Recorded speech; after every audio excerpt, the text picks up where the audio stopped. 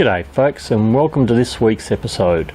This week we leave our overnight camp at Mary Pool in the Kimberley, and we finally make it into Kununarra, and a couple of nice little stories along the way as well.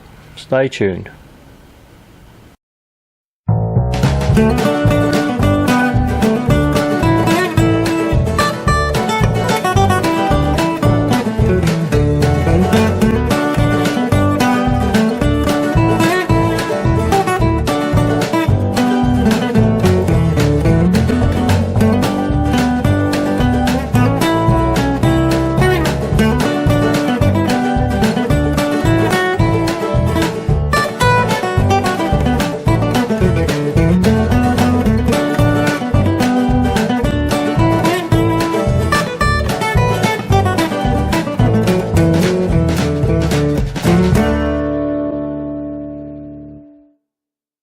If you've seen my last episode, you'll know that we spent last night at a 24-hour stop.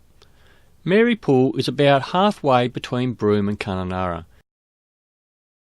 But before we leave, it's a quick stop at the rubbish bins, because we all know it's not cool to ditch your rubbish in the bush. Time won't stop, so gonna get on the ride, twisting and turning through life. No matter how rough it gets, I'll get by. Home moves with me where I roam. Well, good morning folks. We've just had a brilliant night at Mary's Pool. Absolutely great place it is down there. We were right on the river's edge. No water in the river, but we were right on the edge there. A few noisy birds around though, but luckily they didn't wake up too early in the morning. But absolutely brilliant spot, that one. I can see why some people spend a couple of days in the 24-hour parking spot. Anyway, today's plan, we're going to be going through to Kununarra today. Going to do a fuel stop a couple of hours up the road here in Halls Creek, and when we get into Kununarra, depending on the time we get in there, we might go out to Zebra Rock Gallery and have a look out there first before we head into the caravan park. Another brilliant day today. Going to be probably, I reckon, about 33 degrees, 34 or something. It's already 27 outside now. Last night was a little bit chilly. I'm really surprised, being up here in the Kimberleys, how cold the nights get. I mean, I suppose I knew it kind of did get cold, but I don't know, I reckon it must have been about 9 or 10 last night at one point. It was pretty cool weather. But anyway, it's better than being down in Perth where it's bucketing down with rain, so I think we're doing alright. And enjoying the scenery. Have a look at this out here. I'll turn that camera on so they can actually see. Moves with me where I roam. It's in every dream I make my own. I'm never alone. I know that every day will always bring me something new.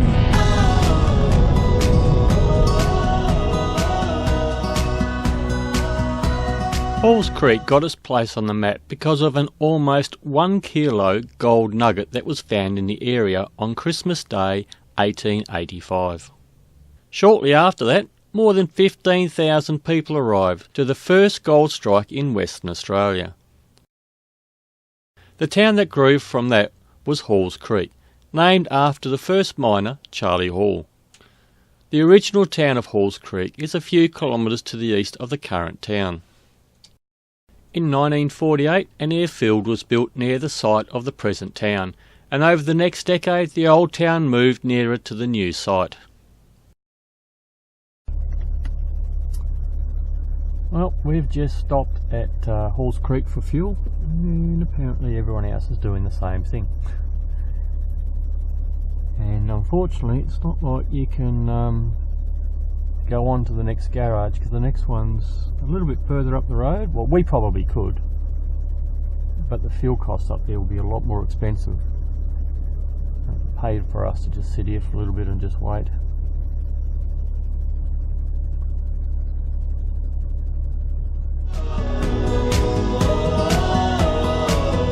Every day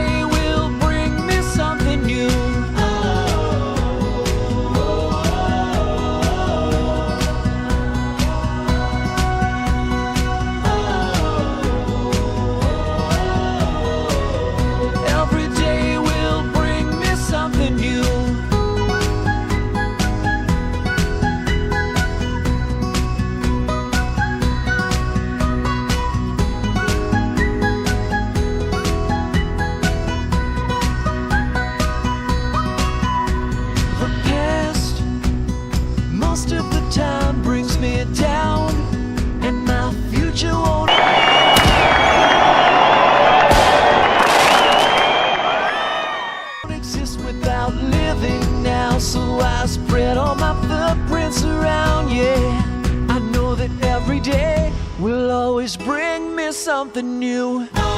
Well, that took us probably 30 minutes maybe to get fuel.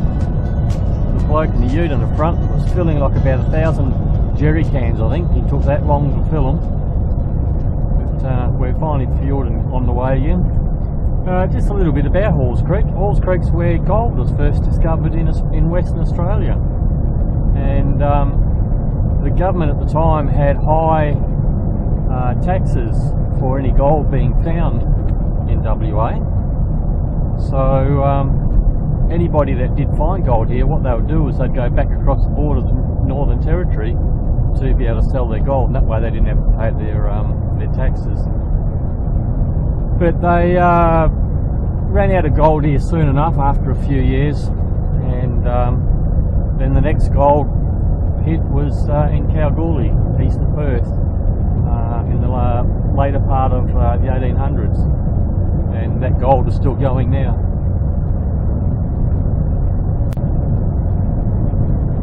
I'll tell you what, if you ever get the opportunity to get your hands on the video called The Greatest Race. I know you can buy it from the Tourist Information Centre here in Halls Creek. I don't know if you can buy it online, but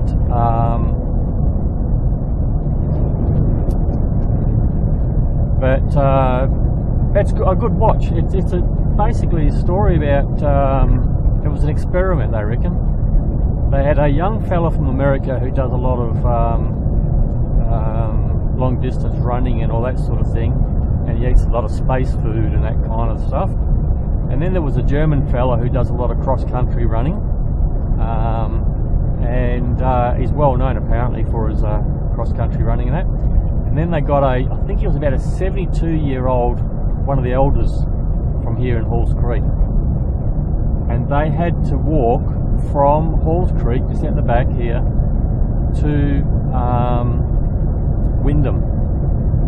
And the German fella came along, he had a cart and he had 5-litre drums of water on there and all that stuff he needed. The American dude came along with all his space food and pouches and all that sort of stuff, and the Aboriginal fella came along with a shirt, pants, and I think he had some shoes on, and that was about it.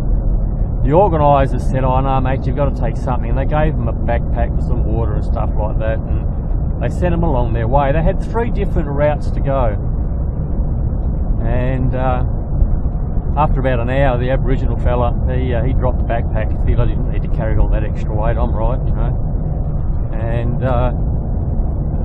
the 2 American and the German fella, they struggled. The cart, that pretty much got rid of that after a few days because he couldn't get it over the rocks that he was going through, the land he was going through. The American fella found out his spade food wasn't all that crash hot out here. The Aboriginal dude, he was doing fine. He was visiting relatives along the way and he was great until he got out of his region that he was familiar with. He was in an unknown region. He had to go and ask permission from the spirits for the new region to allow him to walk through, and it's really a great video to watch. They all ended up in Wyndham a few days apart, and I can't remember who got in there first, but they all ended up waiting for everyone to get there and then walked into Wyndham together. It's a really good video, really worth watching if you get the opportunity, called The Greatest Race.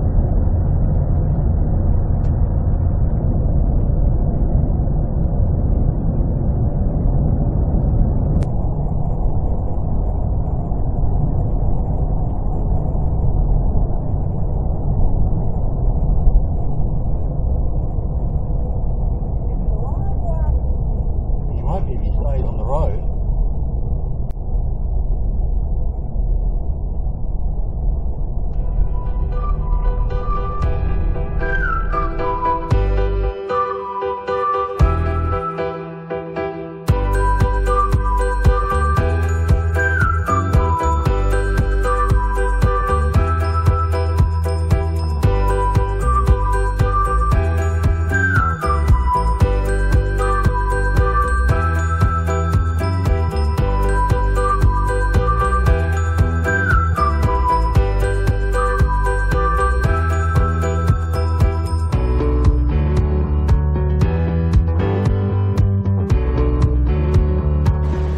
just pulled over here into this 24-hour stop and for lunch, and there's a number of caravans over the back over here that are just parked. No cars, just caravans sitting there. About 10 kilometres further up the road is the entry into the Bungles. So these people have left their vans here, camped for the night, left the vans here, driven into the Bungles, and then they'll come back tonight, leave their vans. Now, I'm not sure that's a real good idea, because I mean, there's no security. Who knows what can happen to your van? But inside the Bungles is actually a caravan park, so you can go into there. It's only a kilometre in off the road. Or further up the road is Warman, and they have a caravan park at the roadhouse there as well, so you can pull into there. I think that might be a bit safer than just leaving your caravan sitting here in the middle of nowhere with no security. Seems a bit strange, but there's a couple of options anyway.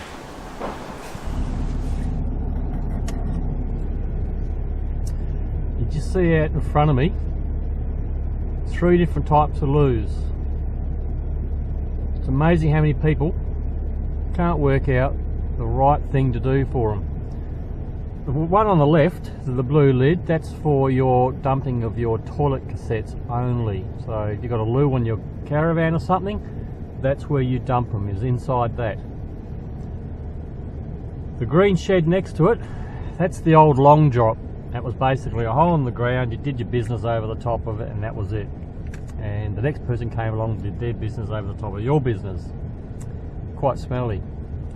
Then the raised building, that is the new eco style of toilet. Now the idea is that you firstly lift the lid and put the lid back down. That's the important bit, because inside there they have bacteria in the tank, and the bacteria eats all the stuff that goes in there, your stuff. Right? And if you leave the lid open, flies and stuff get in there, and that's what makes it stink. Don't put your chemical toilet stuff down those ones, because the chemicals in your chemical toilet will kill off the bacteria. It stinks. So the important thing is, when you're finished doing your business, is to close the lid and don't put anything in the toilet that didn't go through your mouth first. So it's in your mouth, out the other end, into the loo. Nothing else goes in there. It's not that hard to work out. There are signs there that tell you what to do, but you'd be amazed how many people can't work out, close the bloody lid when you're finished. That's enough of that crap, let's go.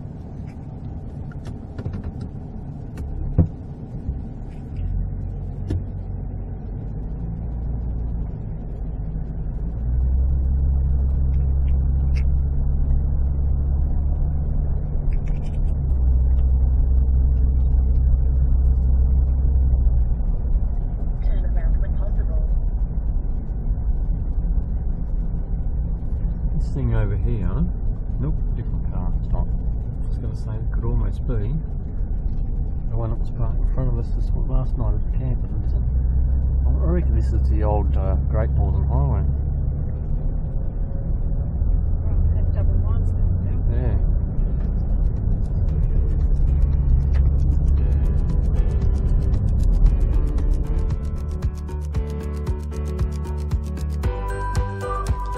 Yes, this is the old Great Northern Highway.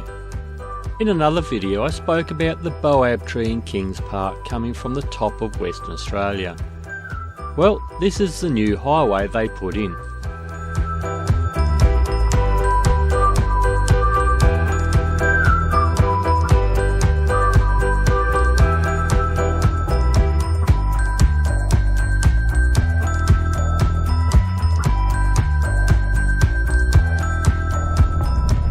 Up here is the turn off into the Bungles. We'll be doing that on our return trip. That's just a gate to get in there. Gates are open, that's a good sign. Yeah, we're going to be going into the Bungles on the way back down. We're going to try and get into the caravan park here, spend a couple of nights there, and then for the day drive off. about 1 kilometre into the caravan park, and then it's about 50 odd kilometres into the bungles. But you can only do it with a 4-wheel drive. If you've got a 2-wheel drive, you cannot go in there.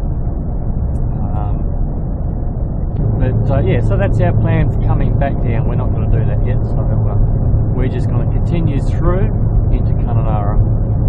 Still got a few hundred kilometres to go. Let's have a look what we got. 261 kilometres to go.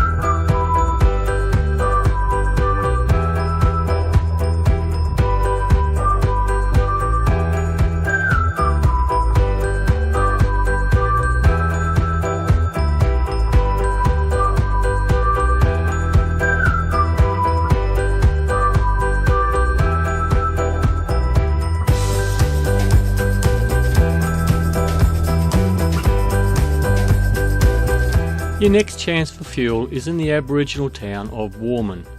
Most people would remember it more like Turkey Creek, but in recent years it changed its name back to the local name of Warman. If you're heading south, it's a good place to top your tanks up if you're wanting to go into the Bungle Bungle Park or the Wolf Creek Crater, if you're game. Happy holiday! If you don't know what I'm talking about, go see the movie Wolf Creek. But probably wait till after you come back from holidays. The fuel here isn't cheap, but if you need it, then it's the price you have to pay. But I'm good, so I'm straight through.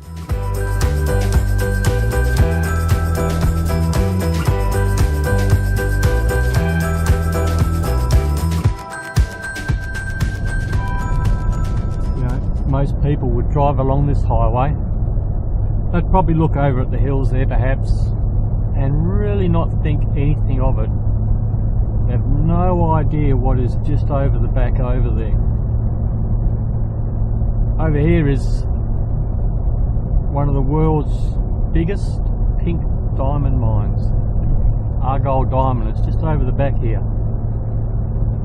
You wouldn't know it was there because as you drive down this road here, you see a sign to a station, and that's it. It's a very ordinary looking road because they don't want everybody to know where the diamond mine is. Now I'm going to tell you a bit of a story. Before the diamonds were found, there was I think South African mining company had contracted a local company to go look around these hills for any particular type of minerals that they were looking for. And one of the geologists, Sheila it was, she was walking along through the creek checking out rocks and things, and picked up these rocks and thought, oh yeah, they're diamonds, and put them in a pocket and thought nothing of it, because quite often the company would throw out some unusual rocks to check to make sure that the surveyors or geologists are actually doing their job properly by looking for rocks. So she came back at the end of the day and they said to her, said, oh, how'd you go, find anything? She goes, nah, nothing really, any interest. Oh, by the way, I found you 4 test diamonds, you test rocks. And the bloke said, what test rocks? He said, these diamonds you stuck out there. He said, we didn't put no test rocks out there. So they went out and had another look the next day and found some more. Then they went back and had a look through the contract details for the company that they were working for. Diamonds was not on that list. So they kept it quiet until that contract ran out. Then after that contract ran out, they then started putting in some machinery to start testing to see how much the potential was for the area. But they didn't want anyone to know about it, of course.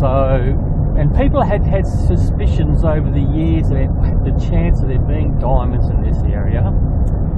But what they did was they went hundreds of kilometres in all different directions and put test cells down. So it just looked like they were just looking around testing, you know. And then when it was found out they actually did find diamonds, of course the company that they were originally working for turned around and said, well, hang on a minute, they're ours. And then that contractor company said, well, no, it's not, because on the list diamonds was not listed as minerals that you had paid for us to go and look for. That's it down there, the road there.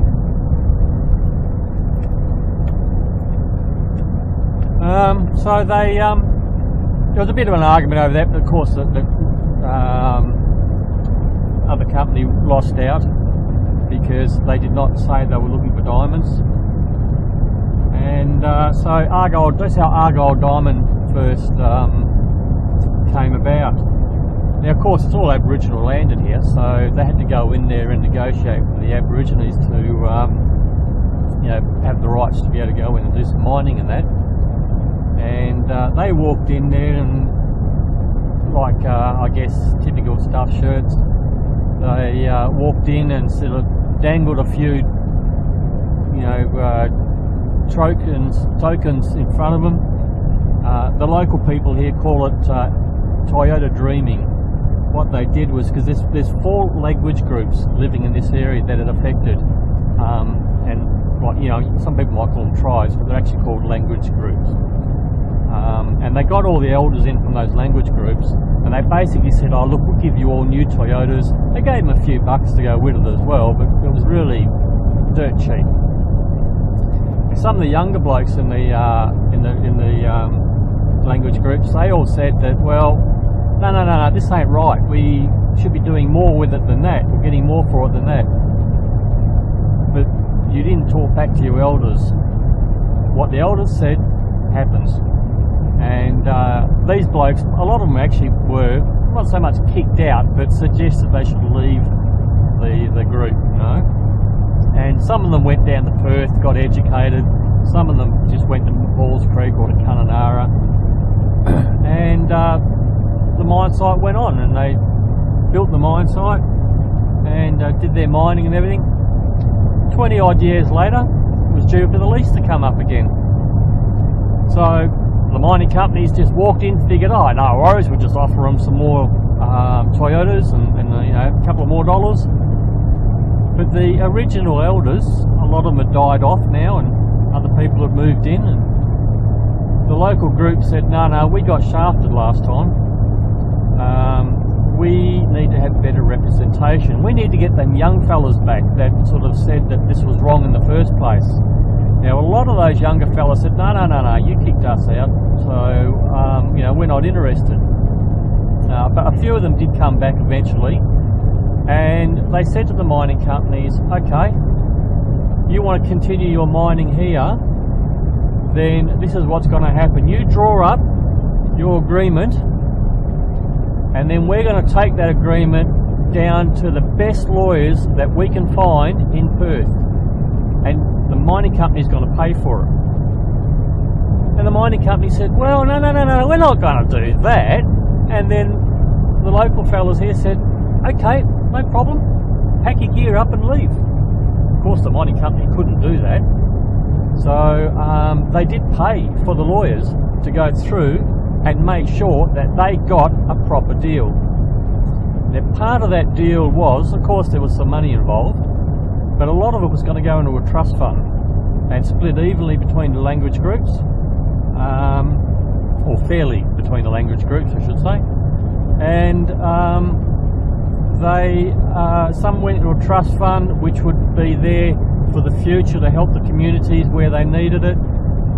They wanted to have some jobs in there for the local people, so local Aborigines. And some examples of that is some of the road equipment, the graders that go up and down grading the road all the time. Local boys got loans, bought the tractors and machinery, and have a contract with the mining company to grade the roads and things like that. So they've now got a job and an income, rather than sitting on the dole, because that's what they didn't want to do. They didn't want to just sit back and get the dole. They wanted to have something to do, and this was their way of doing it. And another really good example is tours. They actually do tours inside there, but people can't come in off the road individually to do the tours. The only way you can do a tour is you have to be part of a tour bus, tour coach, to go in there. Now, these days with the local government, or not local government, but the state government, anybody that wants to set up a mine, they have to show that they have funds put aside in a trust fund, so that when the mine closes, they have to rehabilitate the land. They have to rehabilitate the land back to as close as possible to original condition, and that money's got to be set aside. They have to have that before they get the rights to actually mine the land. Now comes a dilemma. This mine is just about at the end of its life. 2020, they've extended it a couple of times, but 2020 is it. That's going to be the end of the pink diamonds out of here. Now the local groups, they currently got employment in there, and they're making money, and that's great. And there's money coming back into the community to look after the community for the future, not the distant future. But when the mine closes, what happens to all that? What they want to do, because inside there is accommodation for all the workers, there are kitchens and everything in there. It's basically a small town. And what the locals want to do is they want the mining company not to take all that out. They want them to leave it there. The mining company would love to leave it there because that's money they don't have to spend to rip everything back out again. But the government conditions are that they're supposed to pull it out. So they're in negotiations with the government to try to see if they can get around it somehow and not have to pull it out. Because what the local Aborigines want to do is they want to keep all that infrastructure in place and turn it into, they don't exactly know what yet, thinking about maybe something with arts, maybe something with accommodation in the tourism area, because they can see that this will be a pretty big tourism sort of idea in there. And I can see that could actually work.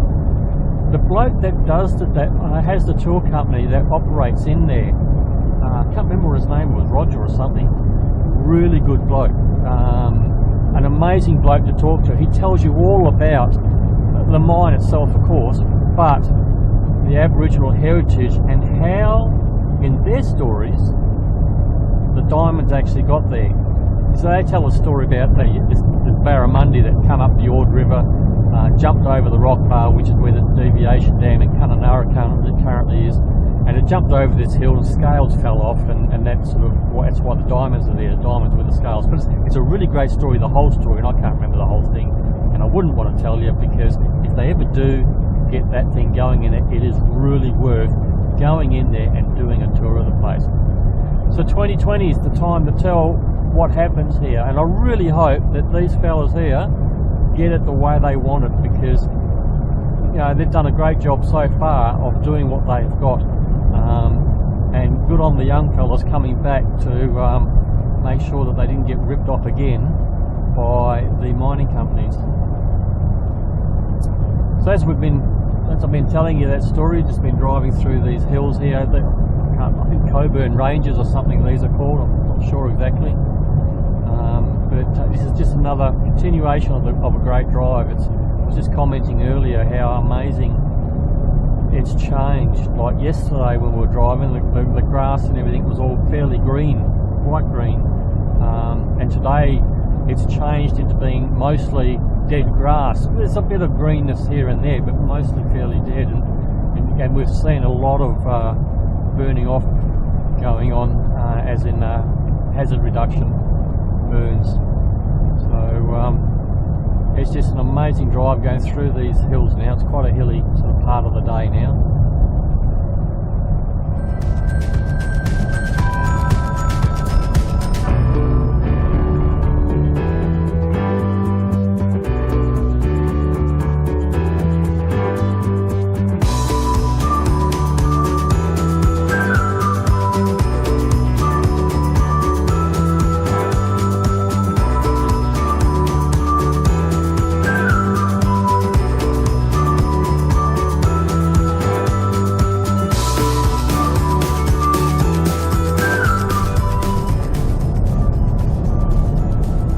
Real far out of Kununarra now, and as we come up we start to see some of the plantations on the right hand side here.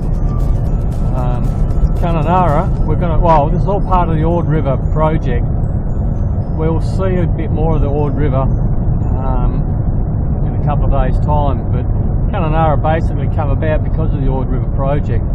So in the late 1950s, early 60s they started building the Ord River Dam, and when they had finished the construction of the dam, they started trialling growing different fruits or different products here, and basically anything they put in the ground you could grow. Rice was one of the first things they trialled, and it grew really well, so well that magpie geese came in from who knows where and ate all the rice. And they've been here, magpie geese have been here ever since. But they've taken that out and they've trialled different things. They had sugar cane growing here at one point, and that was growing really well. And the sugar cane plant was owned by the Koreans. Then the industry went pear-shaped, and the Koreans then sold it off to the local co-op. But because the price of sugar had gone down to gurgler, couldn't hold, so the sugar mill closed, and so did the sugar industry.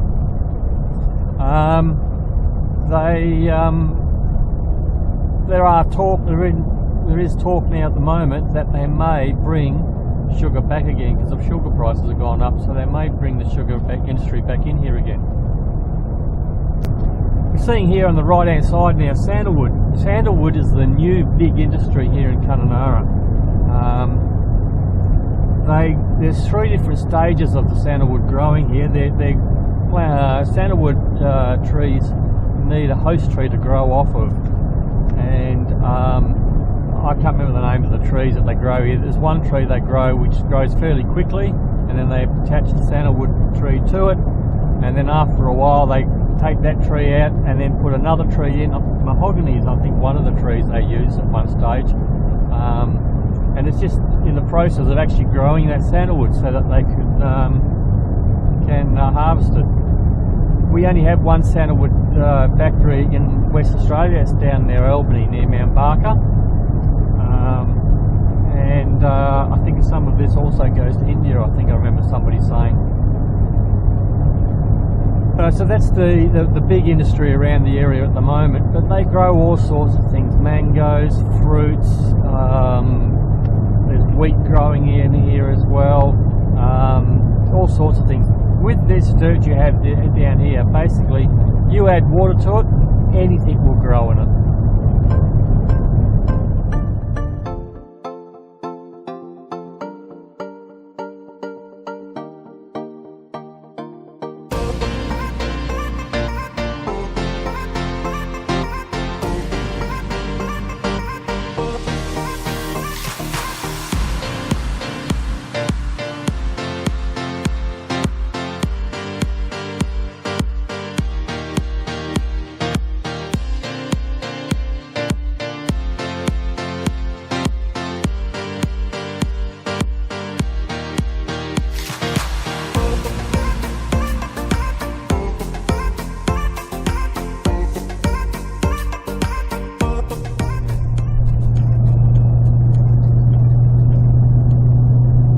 We've finally, after 2 weeks of travelling on the Great Northern Highway from Perth, we've finally gotten to the end of the Great Northern Highway for us at the moment, If we had to turn left at the top intersection and continue on to Wyndham, we would go through all the way to the end of the Great Northern Highway, but we've turned right. We are now on the Victoria Highway. Victoria Highway takes us into Kununarra, where we'll be spending a couple of nights, and then we'll continue on that, heading out across the West Australian border and following that highway right through to Katherine in Northern Territory. But that's in a few days' time.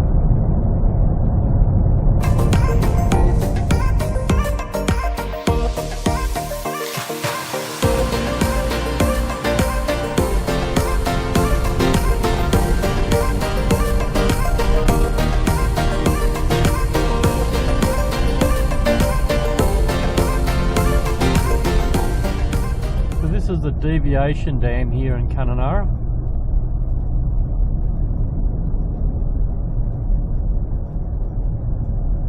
Basically, saltwater crocodiles on the left and freshwater ones on the right.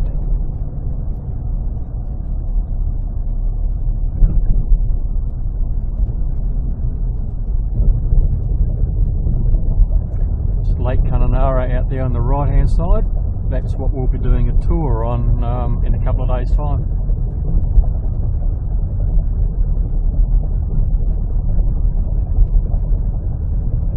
The Ord River project was started in the early 1960s, and the deviation dam was part of stage 1. The dam has 20 gates which are used to manage the flow of water in the Ord River and divert it into the M1 irrigation channel to create a water supply for farming of the Ivanhoe Plain. The town of Kununarra was established to service the construction of the Ord River project, which included the irrigation scheme, the diversion dam and the Ord River Dam, which we'll see in a few weeks when we come back down.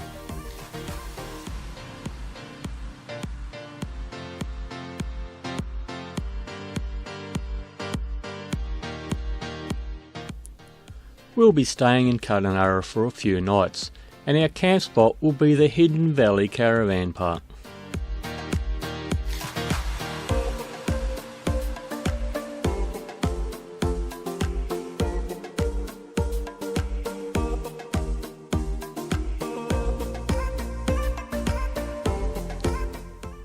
Remember, when moving around a caravan park, always expect the unexpected, like kids and trees jumping out next to you. I was giving myself room for the rear of the van to swing past this tree, but didn't allow enough to turn around that tree. Always keep an eye on everything, not just what is happening in front of you.